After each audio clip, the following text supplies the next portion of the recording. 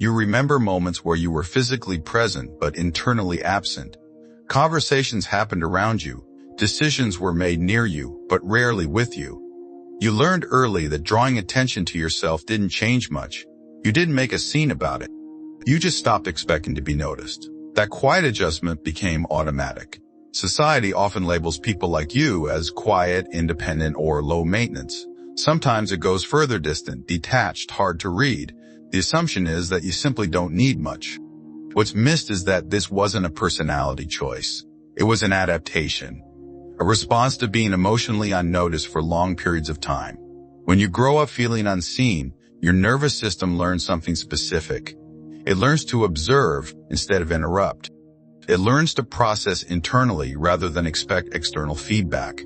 This creates a psychological pattern that isn't common, not because it's superior, but because it requires a very particular environment to form, one where attention was inconsistent or absent. In many cases, this pattern begins early.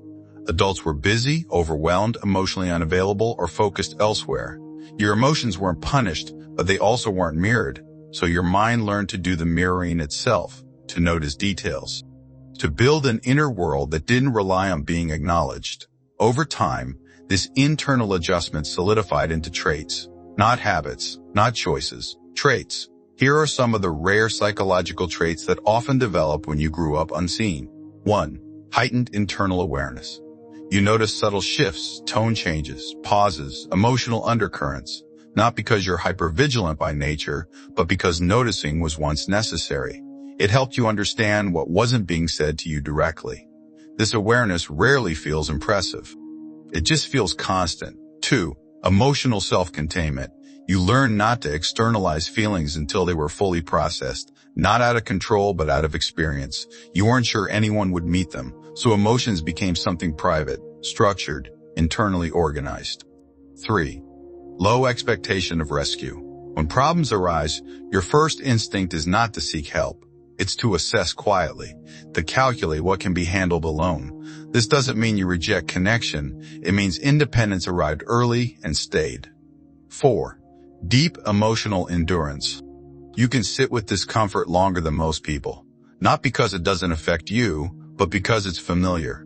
You've done it quietly for years. This endurance isn't loud or dramatic. It's invisible. 5. Selective attachment. You don't attach easily, but when you do, it's deliberate, measured, grounded in safety rather than novelty. This often gets misread as emotional distance. In reality, it's emotional precision. In modern life, these traits can feel out of place. A world built on visibility, performance, and constant expression doesn't recognize quiet internal systems well. But from a psychological perspective, these traits carry a long-term survival edge.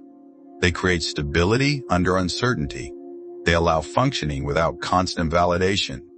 People who grew up unseen often become adults who see clearly, not just others, but themselves, even if it took time. If this feels uncomfortably familiar, it's because it's describing a pattern, not a flaw, a way your mind learned to survive quietly and kept. You don't need to label it. You don't need to explain it to anyone, but you can recognize it as part of who you are.